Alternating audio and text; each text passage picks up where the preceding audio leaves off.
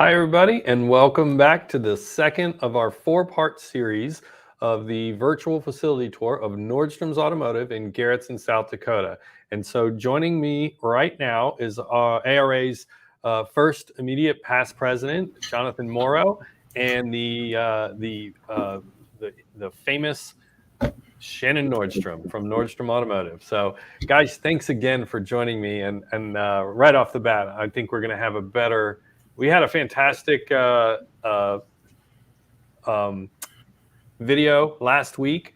I think this one's going to be even better. I can tell right away that things are going much smoother. So hopefully you see it on your end as well. Yeah, definitely looks better than last week. Last week was the content was so great, and I'm so glad we were able to we put it back up, and then and Vince, thanks for editing it back in there so we could have dialogue at the back end. I mean, I can tell you, Shannon, I don't know what it is, but it's the Nordstrom effect. You can put you on there, and next thing you know, we got over 1,000 views. That's right. First segment of the tour. So people are excited to see what you're doing and what makes you different. And so we're excited to bring this to everyone. Yeah, no, I actually thank you for the comment. I had a few people that gave personal phone calls that said, this is must-see TV for me. I really appreciate the openness to be able to show the industry. Some of the things you're showing are what some would consider trade secrets. And I get reminded, I'm not giving the formulas or the secret sauce of any sort, but there's just a lot of things that we've learned over the years in this industry from other people. And imitation is a number one form of flattery. And so I know we've done that a lot to a lot of other people, and others will do it with us. And it's our turn to give back because we grew our little junkyard repairable business out here in South Dakota from, the farm that we're on to, being a high quality professional auto recycling facility today, based on being involved in the ARA and the mentors that I've met along the way, not only in this industry, but other industries I've been involved with, whether through radio or through our bank or whatever. We just, I've just been so blessed to meet some really quality people that have taken the time to mentor me. And I ask a lot of questions too. Yeah. Well, I'm really glad to hear that you actually got phone calls from people who watched it and were grateful about the content. And if hopefully those people and a lot more are watching now, and if you liked the first segment, you're going to love this one and the following too. If you missed the first segment, you can catch them. They're online. They're on our YouTube channel. We have a playlist that is set up specifically for virtual facility tours. On that playlist, you'll find B&R in Corvallis, Oregon, which we did about a year ago. You're going to find Wilbert's You Pull It up in Rochester, New York, and you'll find the first and very quickly, very soon, you'll find the second, this session of our tour at Nordstrom. So, and then on Facebook, same thing. On our Facebook page, we have them set up there so you can go and view all the past ones, this one, and the future ones that are coming out in the next few weeks. So I'm thrilled that people are watching. I'm thrilled that people are getting something out of this. I think that's the most important thing we can do is provide a value to the automotive industry, automotive recycling industry. So without any more wasted time, I'm going to go ahead and remove us from the screen, and I'm going to launch the video. If you're watching, it's about a 15-20 minute video. And then we're coming back and we're going to answer your questions and we're going to have some discussion based on what you've seen in this video. So this is all about depollution and dismantling, how they do it at Nordstrom's Automotive. And we really want to thank our sponsors, Easy Suite, SRS, VRG, and Hollander. Thank you guys so much for being strong supporters of the industry and for supporting this video. So here we go.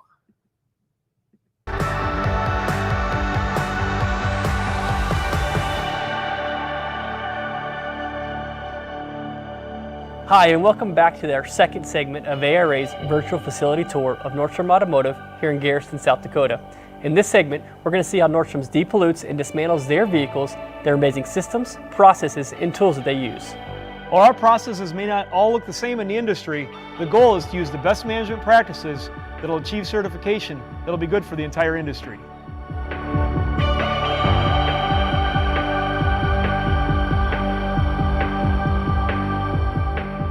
All right, so inside of here, we've got our fuel recovery system from SRS. Sure. His FM1000 punch system. So we're able to bring the vehicles in, and he designed this for us. I kind of pushed him on this. We wanted to be able to either side load cars or end load, because our full service cars we handle with the long forks from the bumper end, and the self-service cars and the scrap cars we handle from the side. At Nordstrom's, all of our fluid recovery is consolidated since we do a hybrid operation. Sure. We don't have dedicated self-service stuff. Everything is consolidated, and for us that makes sense at the way we run our business out here at Nordstrom's. It makes a lot of sense. So this trolley system here, and it moves where it needs to go to get underneath the bottom part of the tank. I don't have it lowered down right now, but inside of there is a non-sparking brass alloy tip. I can pull that down. I'll just get it up here. And then that tip is what goes inside the tank, and then when it comes back out, it rips a hole in the tank that leaves a drain point. And then everything gets caught in the basin here. It transfers over to the separator. The fuel gets a chance to separate out a little bit. We've got a series of filters going in. On the other side of the wall, we've got our storage tanks. We reuse every bit of the fuel in our fleet. So we can do the scrap cars from the side, or we can do the full service cars from the end. We do both on the same rack, the way we set it up. So does that mean you primarily don't sell a lot of fuel tanks in? We have fuel tanks that we do sell. 90% of our fuel tanks get punctured. Okay. We did show our shredder that we go to how we puncture them. We showed them the system. They were able to say, you know what, if you do that system and we don't have any problems, we'll let you leave the tanks in the cars. Really? And so that was a big plus for us to be able to do this. You may not be able to do that in your area, but we were able to do that. And so it's a big, big deal for us to be able to have that happen. When we have a tank that we want to save, like that 2021 Silverado we saw over in the other building, we're going to save that tank. When the vehicle goes into the dismantling building, operation number one, you're going to see signs in the building, fuel tank out of the building. It comes to the other side here, and we have suction devices here where they pull the fuel out. Nothing happens with that fuel inside the building. But SRS, they build them for you specifically for what you're looking for. This is custom build project, right? It's pneumatically driven. That's moving the gas back to the tanks. What's running the punch? Is it pneumatic as well? No, the punch itself is hydraulic, and I'm running it off the same hydraulic pump over in the other building that runs our fluid drain system for the Depolluting cars. To get the fluid out, like all the extra fluids out, right? As we call it, our twisted lifter. Twisted lifter, there we go. Special names for everything. Yeah, I think Mike's at SRS got a different name for it, but we call it the Blue Dragon Twisted Lifter. The Blue Dragon. We're from Garrettson, we're the Blue Dragon, so it's the Blue Dragon Twisted Lifter. That's awesome. But no, that same big hydraulic motor or pump is running this operation. So it just runs underground, I guess? We got a set of hoses connecting the two. That's phenomenal. So this system, how many cars will you be able to put on here? Let's call it self-serve cars. How many do you think you can do in a day? Well, they can drain the fuel out depending on how much tank is in there. How much fuel is in the tank? There's a good one. They can drain one out in 2 to 3 minutes, 5 minutes. Okay. So you could really run. When it comes time to crank them up and they got a bunch of cars ready to go, they open up this big door on the side. That is, so you're going to roll through these, and you're going to use a loader or the forklift to do this? We can do both, the way we have it set up. Okay. We use the short forks that we got from SAS forks, and we put that on, and we just set them right on here from the side, or else the long forks from the end, we roll up the other garage door. So we can work the building from both sides that way. This is great. And it's a dedicated facility that's removed from the rest of our facility. And so that way, if we had a fuel incident in here, there's no heating and cooling. All the lights are set up specifically for this. We will not have, our problem will be isolated right here. We thought we were doing everything the right way when we had the fire until brain had shut off. Everybody's has migrated to these tools that are electric, and I never thought of it. It was terrible. Just quickly before we leave here, the full service cars all get the fuel treatment before they go in the building. The self-service cars, we do the fuel after they come out of the building. Why? Because once the car is done on there, we never open the fuel system when we're draining a self-service car. You never open the fuel system. So it's safe.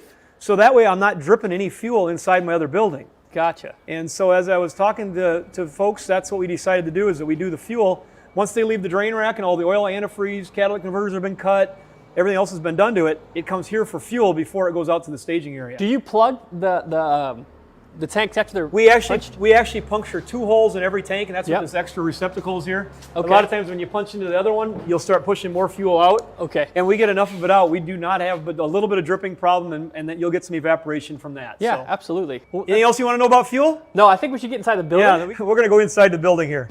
All right, let's head on into the dismantling building here. All right, let's do this. First thing you see when you walk in is the Mighty Blue Dragon Twisted Lifter. The Mighty Blue Dragon Twisted Lifter. Check that out.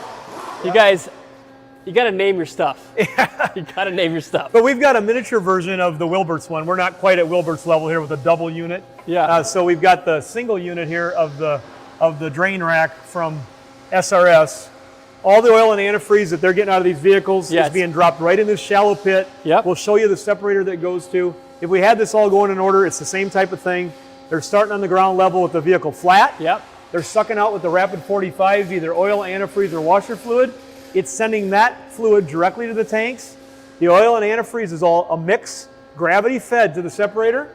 And we can do a vehicle here in 10 to 15 minutes for the cars that are the grade C, D, or X type vehicles that we talked about. Yeah, so this is, you pull it, these are your scrapping This is vehicles. we call this our high volume bay right here.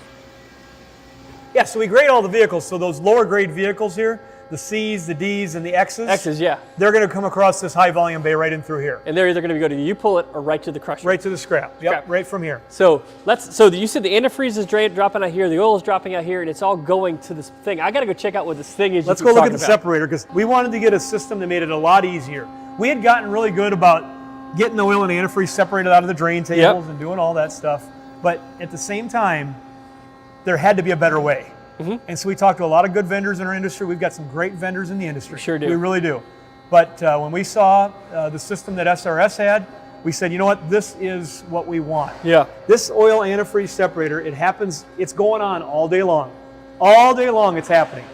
We have oil and antifreeze getting gravity fed either from that shallow pit right here on the high volume bay, or the lower pipe comes from the urinals at the front of the building where the drain tables get drained into. So the full service dismantler, since we're a hybrid operation, they dump their oil and antifreeze into the urinals, works its way back, gravity feed into here, inside of this magic box. This magic box. Because if you open the lid, it's not real complicated. It's got a series of pathways the oil and antifreeze go through. Yep. The oil's pushing down on the antifreeze, leaching through pipes that come up into a chamber, trickles over until it hits a float level. Eventually we got enough antifreeze, it trips a float, sends it to the antifreeze tank. The oil's getting skimmed off the top. It flows over into a tank. Once it hits a float level, it trips a float, sends a pump, trips a pump and sends it to the oil tank. Wow. Which is used for heat. So this is happening all day long. We got to service this depending on how much volume we run through it. That's what I was wondering. It gets serviced on about every 6 to 8 months for us. Okay. And then we suck out the center. You do build up a middle part. There's something we got to have safety clean or somebody come take out. And it's like, say you had a head gasket out, Jono, and you get that emulsified oil and antifreeze. Sure. That type of stuff, or if you get brake fluid in here, that's why we run our brake fluid direct to the oil tank. It'll eventually build up in the center, and you get like a bunch of gunk, and you got to suck that out eventually. Eventually. Yeah. But it works great. This is by far one of the best things we did. This is awesome. Over here, is this the control center for what we got here? Kind of? Exactly. It's all the controls. This is the control for the twisted lifter and the fuel punch that we saw outside. It's all running off the same pump. You can hear the pump humming. Yep. There's a huge hydraulic pump up inside that building with the air compressors. We also exit that heat in the wintertime that they create for extra heat. Absolutely. Then we dump it outside in the summertime. This is the alarm system. And for the machine in the floor. For the pumps in here, we get statistics out of there. And we also have the emergency shutoffs for everything. It's all industrial grade built. Yep. And then this is a tank alarm system that covers all the tanks that we have, either our diesel fuel tank, our gasoline tank, our washer fluid tank, our antifreeze tank, oil tank. We set the levels on them, but when they get within 7/8, it's going to sound this alarm. And it also sounds one out in the fuel recovery center building too. So people know. People know we got to come take care of a tank. It'll tell us which tank it is, Gotcha. setting the alarm off, and you got to deal with it. You can bypass it by pushing a button, but it keeps track of who did it, when. So we've got tracking on all that too. So this is great. I like this. You got someone over here, and you've got the status of what you need to do, when you need to do it, to make sure these machines are operating the way they need to operate all the time. I try to get all that information right near the unit as best I can. So we use the super shears too, and they work great for cutting the catalytic converters along with the Sawzall. This right here is a passion that you guys have just grabbed hold of. And I think a lot of people in the industry have too. Well, I wouldn't even say so much of a passion as a necessary process. That's probably a better way of putting it. There's an opportunity in the core market, thanks to good technology from like URG with their data feed. If you're a URG member and you get that fed into your computer system, we feed it into our Hollander system. When something is sold, it's automatically interjecting a core value. Yeah. And then we can use that core value for many things to decide when and where we're going to charge the customers. Yep. And set that all up. And then we're also using it on the back side when the returns come back and the cores come back from our delivery routes. We can decide right then and there what we're going to do with it. Yeah. It's all in stream. We are not piling anything. We're dealing with it when it's in front of us, and it's all part of a process. Yeah, the cores that we have set up here, what Shannon was describing, was so instrumental into another revenue stream that we were able to create at our company, and Shannon's able to create here, and that is the URG core feed. Just to highlight that one more time, it takes all the effort out of knowing what the core is worth because it automatically injects it to the interchange. You don't have to be an expert. No, it just does it for you, and then and then you just set your guys up for success right here. And when I say success, what have they done here to make the core process easier on people? One, they put this what is this? This is the Well, the Gorbel is the company that makes the crane system. Yeah. Sioux Falls Crane and the Hoist installed the system. It's an underhung crane system, and we've got each of the 8 full-service dismantlers have their own independent. So they have access to their own. They have their own crane. Yeah. They don't have to share with anybody. And then we put one a different direction in here just to load the core boxes.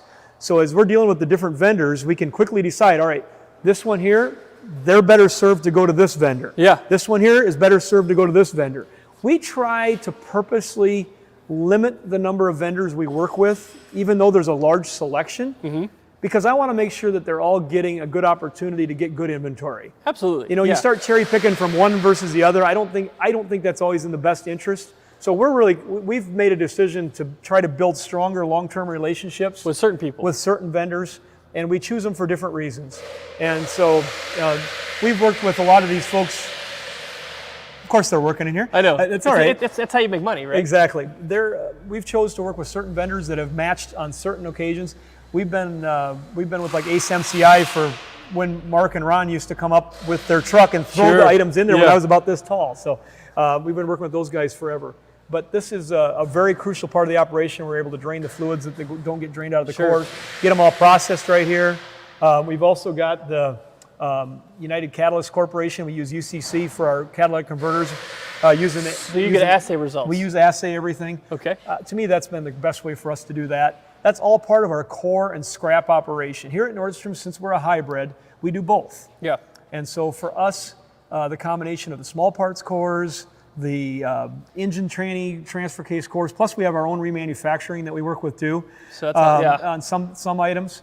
But the scrap and core piece of it, it's still 10 to 15% of our revenue, depending on the month. Sure. And we're lining all of our Gaylords with plastic. Yeah, absolutely. Before we put everything in there, just to make sure that we don't have any extra leakage when they go in the trucks. How about this? Wiring harnesses.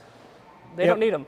Yeah, and we pull off any extra breakage aluminum and any loose harness. We don't go digging for wiring harnesses. No, but if it's right there. But if they're laying in front of us, we'll throw them into a separate container and sell them for scrap too. All right, so you guys have the core process down. This looks great. But you've also got these yellow things that I absolutely think are so important. Let's follow the yellow brick road over to look at some more dismantling stuff. They're getting a little worn down. We got to redo them again pretty soon, but trying to get the safety line set up. That's another part of our car certification, just trying to keep the work zone safe, trying to keep people out of the places they shouldn't be in. Yeah. That's for sure. Now, we don't have our safety glasses on right now here doing this tour, but we're going to walk over here, and Gino's one of our top dismantlers, and he's working away.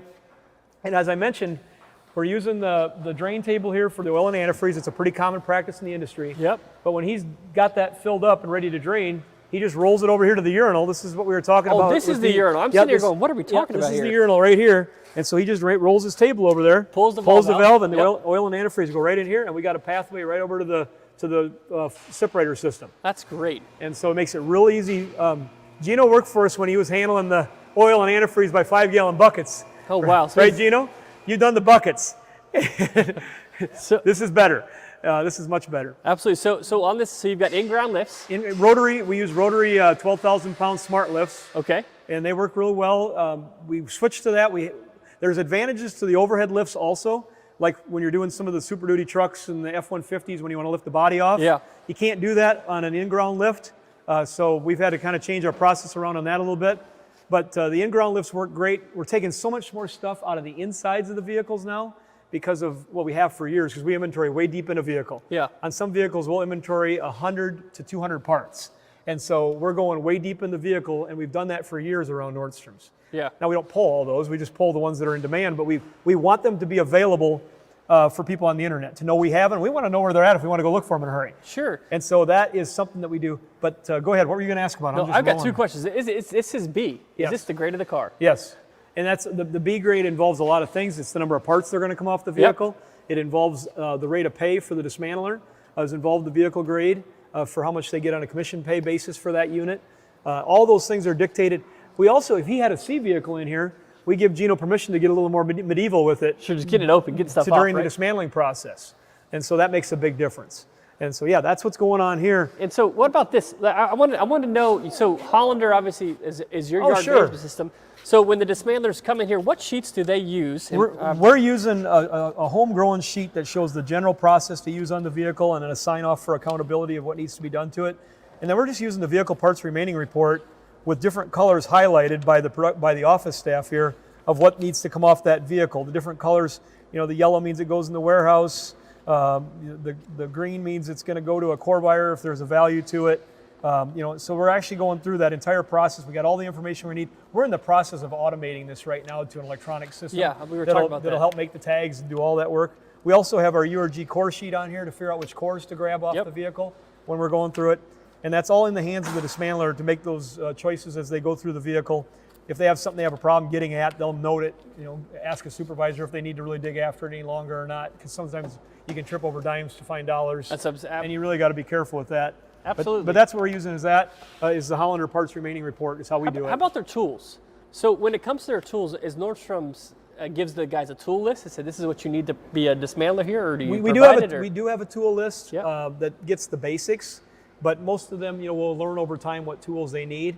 We're really getting closer to probably having to provide tools in some bays like the dealerships are doing. Yeah. Because we're finding the more specialty tools. Well, all tools. I think. Oh, wow. I see us being in a position in a couple years that we could be providing tools.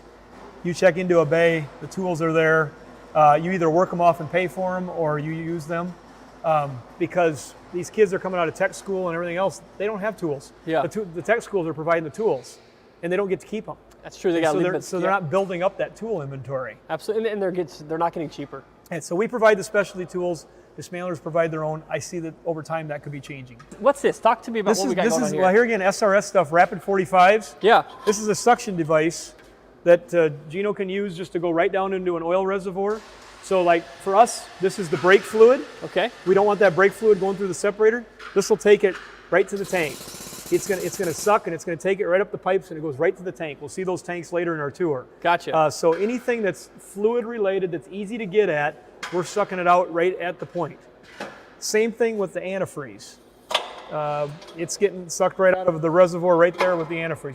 The washer fluid tanks, we just dump them out into the table with the oil and antifreeze. It just ends up part of the mix. Yeah. But we want to get that brake fluid separate.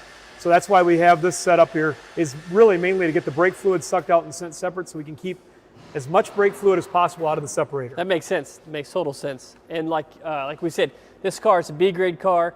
Let's look at an A grade car. It might be right next. I just want to see the difference. Is just how the process might work. And thanks, Gino. Gino, great job. And you mentioned A grade vehicle. This is a late model Cummins diesel. We paid thousands of dollars for it. Yeah. And so we want to be extra careful with this vehicle. It reached the grade. They're noting that we're going to keep a front clip together. Yep. We put that on the window so everybody knows throughout the system, don't mess with this front end. Sure. We also identify, just one second. We also identify our tires and things like that because we inventory all the tires. We sell them ourselves. Really? Yeah, we got a system. We got a system for that. We won't get into it. Okay. But that's what's going on with this A-grade vehicle. They're going to spend a bunch more time when the dismantler gets onto this vehicle. He's off today, but they're going to spend a lot of time on that one. These parts get pulled off, and where do we go with these? Well, we're going to work our way now out of the dismantling shop. Okay. And our next step is what we call the production hub. So we're going to head that way next. We hope you've enjoyed the second segment in ARA's virtual facility tour of Nordstrom's Automotive. We hope that you just see how important the Certified Automotive Recycler program is. If you want more information about the CAR program, please make sure to visit aracertification.com. We also want to thank our sponsors for supporting ARA and providing the great products you saw here at Nordstrom's. please consider reaching out to them to learn more. You see on our building where we had decided to move the fuel outside into a different building as part of our process after having a fire in 2012. There's been too many fires in the industry. Everybody just needs to think long and hard about their processes. The certification program will help you do that. We want you to be professionals, we want you to have safe employees, and using the certification program will be the path that gets you there.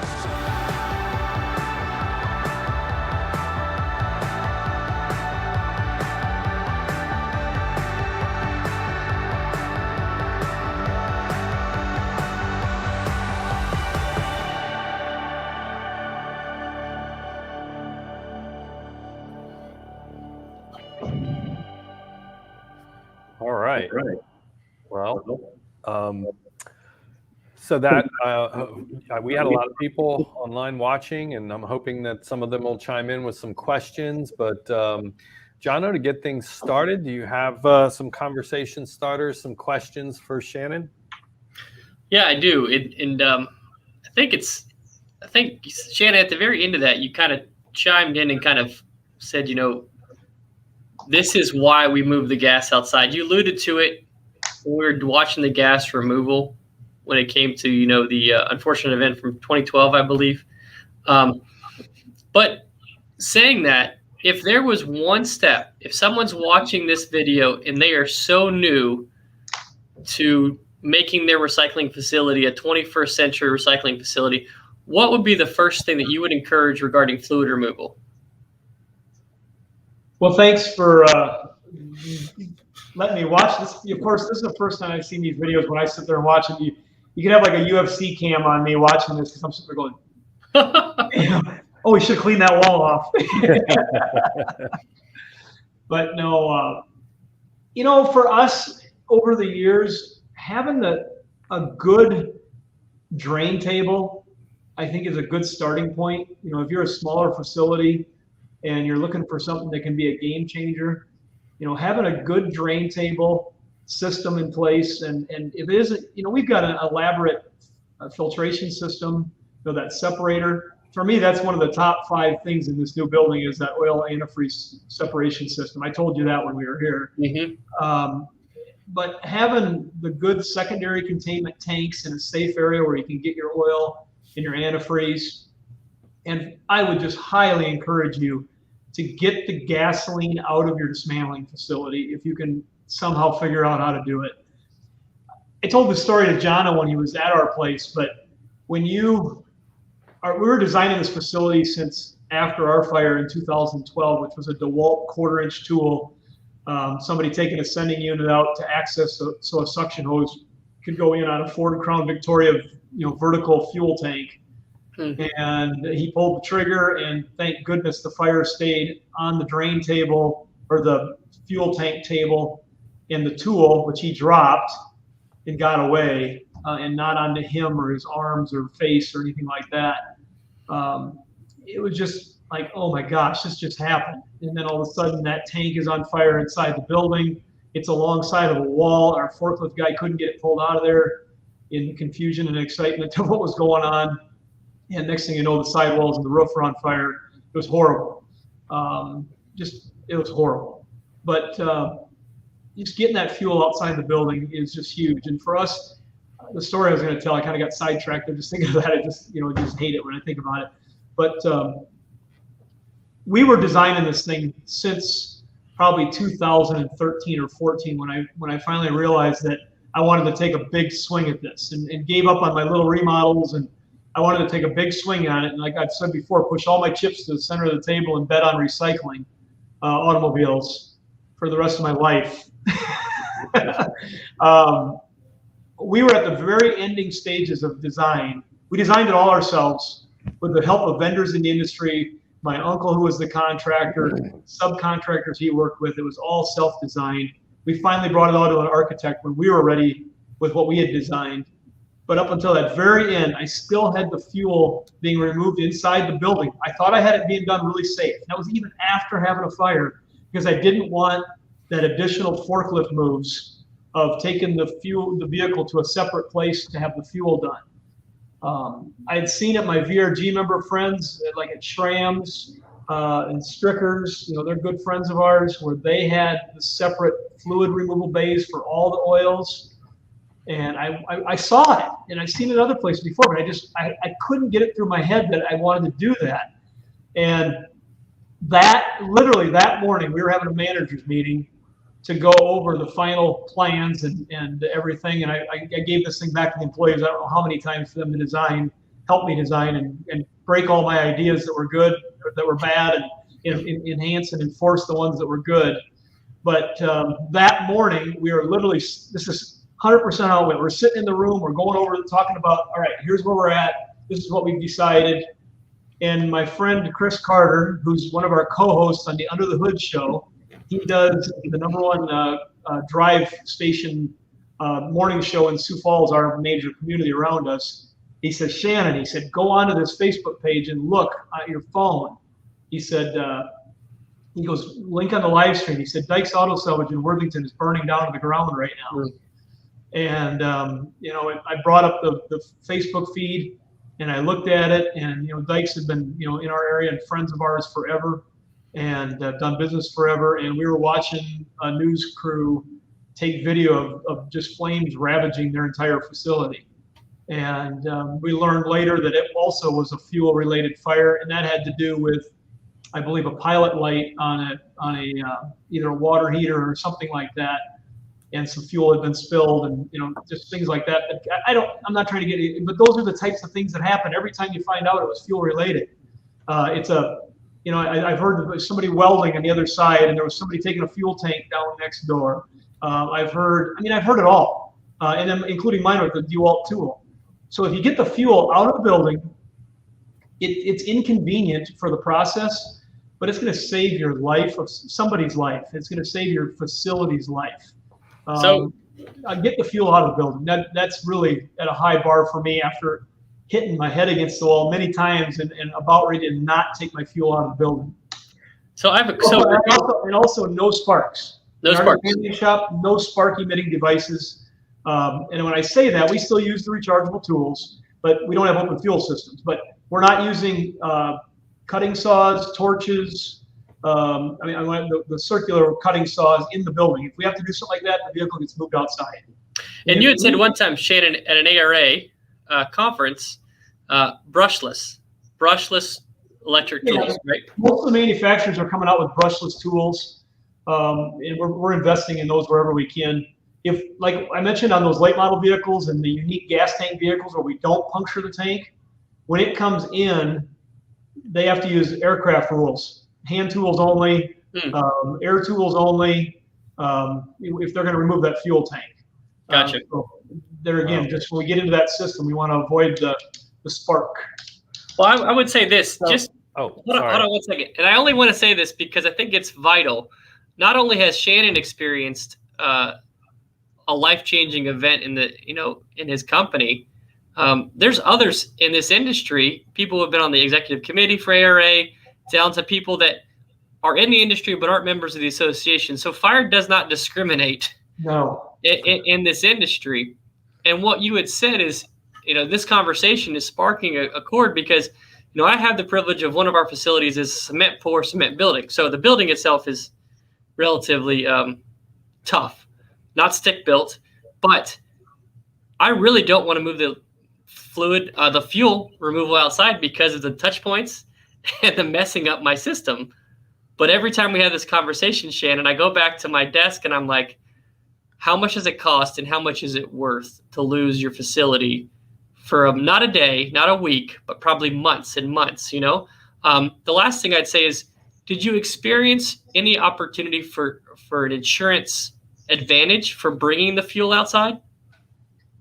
Well, when we bring our people up for their audits, when they do for the insurance, they've taken great note of the care. We've made sure we point out to them, number one, that we're a certified auto recycler, and that makes a difference. We went through this credentials. Number two, we show them around, and we show them the efforts been made in each area, and they tell me it makes a difference in underwriting. Nice. I don't know how much of a difference. I'm not going to put a dollar value to it, but I know that I have a very strong relationship, and I'm with the same insurance company that we had to fire with yet to this day. Wow. It wasn't. We had good things going before that, but not as good as it should have been. Sure. Well, I know that from just looking at the feed that so GJ Sullivan is ARA's preferred and recommended insurance provider for recyclers, and I know that Sue Skirty at some point had logged in and was watching this feed. So Sue, if you're still on there and you want to chime in and add some commentary or anything, we'd welcome your input on this topic. But Scott Robertson had asked, if you have a dedicated dismantling bay for EVs, or if that's something you're considering as that market grows. Hey, great question, Scott. Good to know that Scott's watching there, our fearless leader. The EVs, it doesn't highlight it in this video. I'm trying to think when we were in the first video, we might have mentioned it. I know we did. But I do not have a dedicated bay for electric vehicles or hybrid electric vehicles, but I do have a process in place, and we're following the high voltage vehicle dismantling protocol that's now within the CAR standard for electric vehicles and high voltage vehicles with the hybrids. And we are identifying the electric vehicles and the hybrid vehicles at the point of intake. And as soon as that vehicle has been inventoried and we've powered it up and did everything we need to do with it, at that point, we're removing the electric battery in that separate building that's part of that inventory process. And we've got our dedicated people there for that. And so the ones that have been through training. And so we get the battery out. And then as far as I'm concerned, from what I've learned and what I know, is that if the battery's out, that vehicle's safe. Yes, there are vehicles that have some capacitors in them. You have to be aware of discharge times and different things. But as a rule, the battery out, your likelihood of having a high voltage event is cut down to just about nothing. Now, you can still rotate wheels and tires, and if you had a broken wire set near the inverter, you could create that high voltage energy on. You're basically creating the discharge, or not the discharge, but the what's the term when you with the braking? Like the inverter? Oh, the brake, brake charge. Yeah, I just can't say it right now. But anyway, you can create the charge as you're rolling that vehicle. And so you do have to watch for that. That's something that I know they've been trying to train in the towing and recovery industry also, is the fact that these vehicles can generate that deadly DC voltage just by moving and rolling them if you had exposed wires and things in those areas. But as a rule, with the battery out, you've taken the source of the problem away, you properly shunt the battery, you properly store the battery. That vehicle, in my opinion, from what I've learned, and that's what we're teaching too, can be dismantled just like any other vehicle. Yeah, and we're continuing to evolve our training. We have a very current training module on ARA University that addresses the safe handling, where the batteries are located. So if you're watching this and you're a member of ARA, you have access to all of that information. I think it's like 7 or 8 modules of training of high voltage vehicle batteries. And so if you're watching this, again, we have the resources, and we just published that a year ago, so it's not old, but we continue to keep an eye on it, and we're continuing to develop and update information as we get it. So thanks for that question, Scott. Jim McKinney's chiming in. Hey, Jim.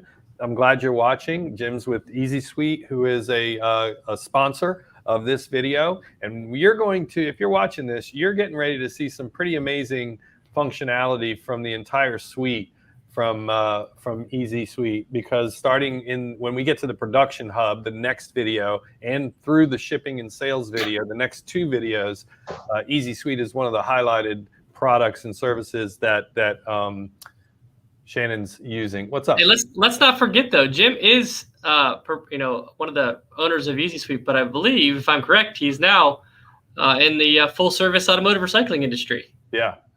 Right? I think he's now a part owner of Mill Iron, if I'm correct. Yeah. So congratulations, Jim. Here's his question. With your drain process and equipment, how many self-serve vehicles can one dismantler produce per day? Well, now, if you're going to be specific to the self-service vehicle, here again, this is where I really get in trouble, because our facility, we run it just so much different than what I see the people in other areas that are just really pressing the numbers. We just run things a lot differently. It's kind of a country pace. But we do have contests from time to time to see how fast they can roll. And plus the commission drives them to move faster. But like we mentioned there, a single dismantler on that rack once the car is placed, depending on the type of vehicle, but I'm just, 10 to 15 minutes is a number that I like to tell people that they can get a vehicle done in. We had a contest one week to see how many vehicles we get done, and with two guys, let me back up. There was one loader operator, one dismantler that was working on vehicles, and another one that was crossing between cores and cars, because we kind of treat it like a team. And they were able to do 100 vehicles by Thursday midday, in a sense, on that facility. So how many a day? They did 100 in those total day up until Thursday. So Monday, Tuesday, Wednesday, Thursday. Oh, so 4 days. So about 25 a day. Okay. Not quite a full 4 days. It was like four and a little over, like 4 2/3 days. So that's interesting, because if I'm hearing you, it's about 25 a day. Yeah. Right? And like I said, and so I've been at other places where they've got two of these racks butt to butt, and they're working with a team of like 5 people, and they can literally just crank out the cars like crazy. They're rolling through them as fast as you can imagine. So I was recalling back to the Wilbert's tour, and I think they're right there. I mean, I think they're like 25, 30 cars a day, right, Jono? I mean, so that's it's a high volume, both of you guys. But we call it our high volume bay, but we don't do that all the time. We might do that 2 days of the week. Yeah. And then then those same guys are working out in the self-service facility, either setting cars, I got you, or doing work there, or they might be processing cores. Like I said, we run that entire corner over there. Yeah.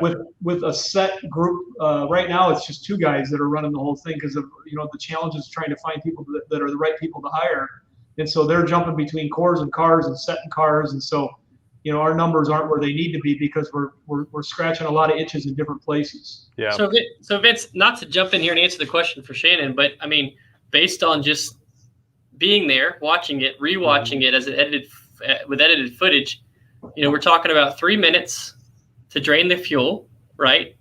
Then we're talking about 15 minutes, give or take, when it's on the Blue Dragon twisted. Mighty Blue Dragon twisted lift. There we go. Yeah. Yeah, but I mean, that's a great time. And Shannon, within that process, are you pulling cores off of some of those vehicles, or are they all kind of just going to the self-service facility? Here again, with the way we set ours up, please do not ever watch me talk and say you have to do it this way. We've adapted what we do that works for us. Mm-hmm. And I know I've got people that come here and say that they could probably live off the scraps that we leave on the table. I had a manager tell me that once, and I said, "You're not wrong, but I don't know how hard I want to go after it."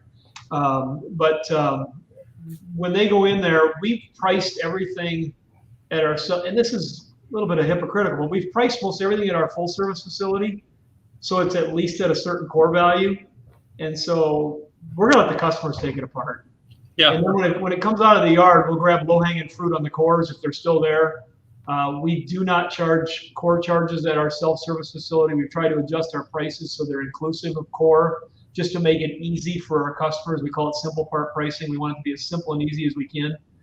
So we've got it inclusive. So we're not typically pulling cores off before it goes to the self-service, but we do have those C-grade cars that we're pulling some parts off of that we know we can sell as good parts to bring the cost of that car down before it goes to the self-service facility. So we've got some cars that go out to the self-service facility that don't have a full set of teeth when they get there. And so that's just something we chose to do.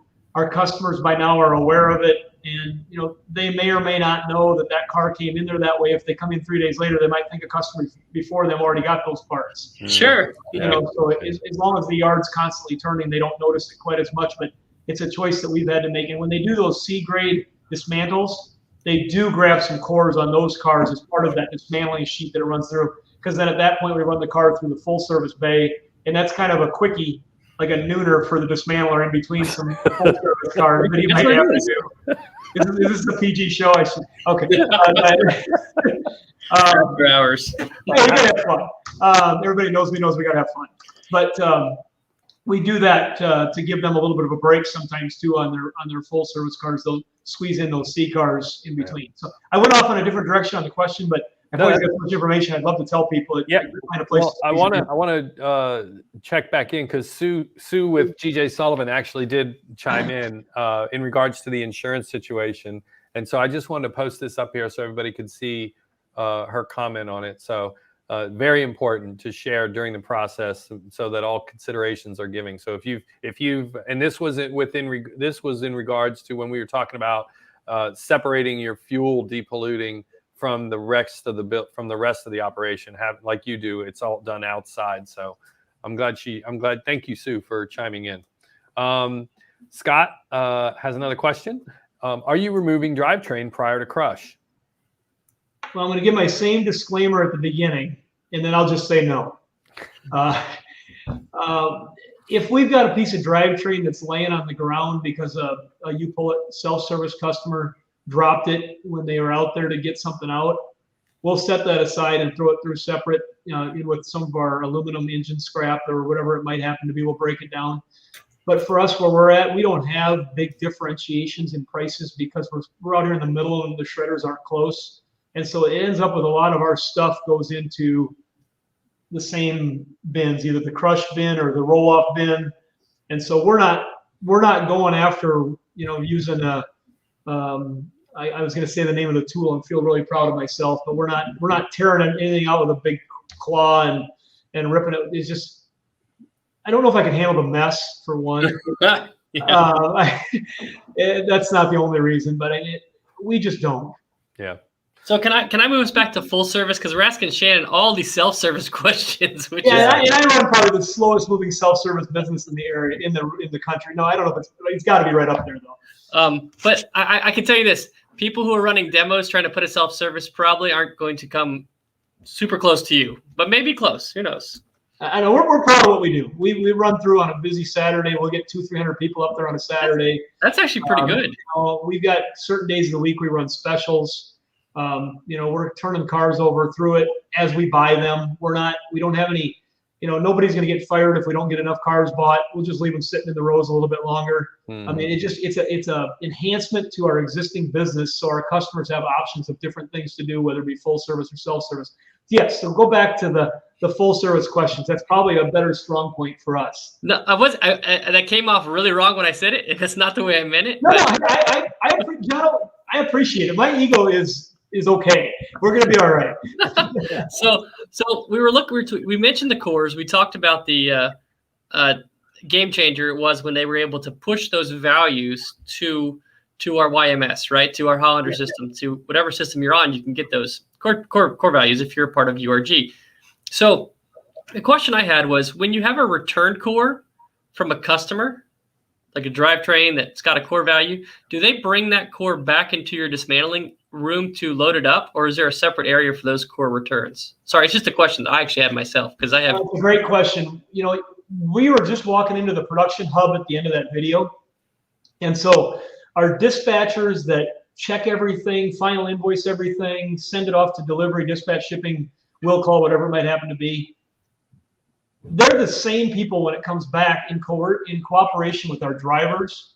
We have our drivers involved in the process that when they bring back returns or cores, they're responsible for the initial paperwork on that stuff. Okay. They don't just dump it in a pile somewhere.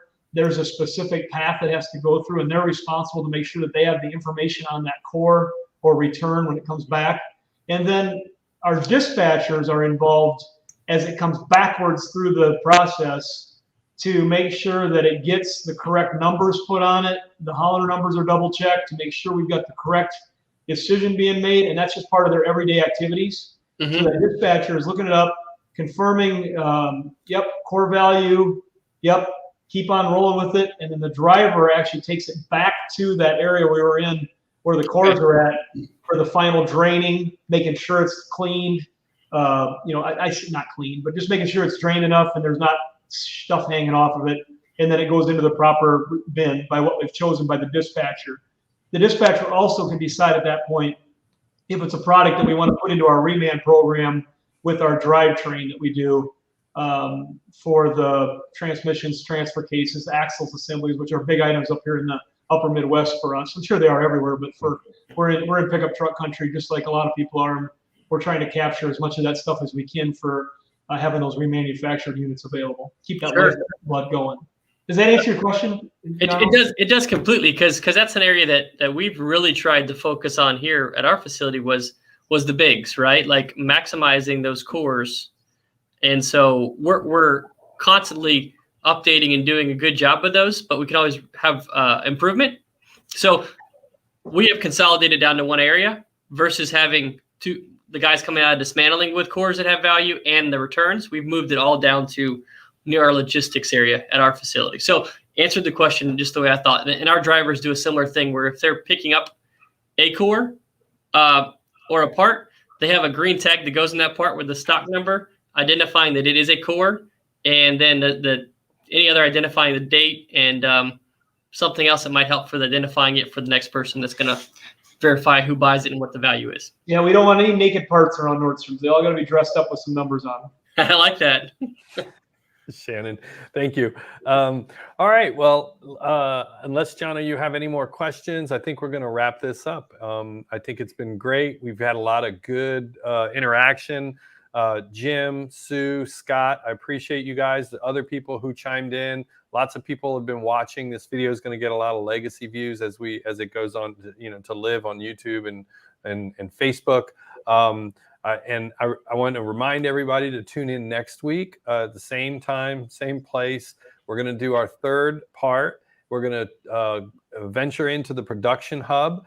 You're going to see some amazing processes that Nordstrom has in place. And we're also going to do this question and answer again. So thank you so much again to Easy Suite, to SRS, to VRG Automotive. You're going to hear about those guys coming up in the next few videos, and of course Hollander, you guys for supporting us and sponsoring these videos. Shannon, you got something? Yeah, one quick thing, and I don't think it was a big deal because most people would recognize it, but just there's a little editing error there that when we were in the fuel building and we were talking about the fuel system, we talked about the draining.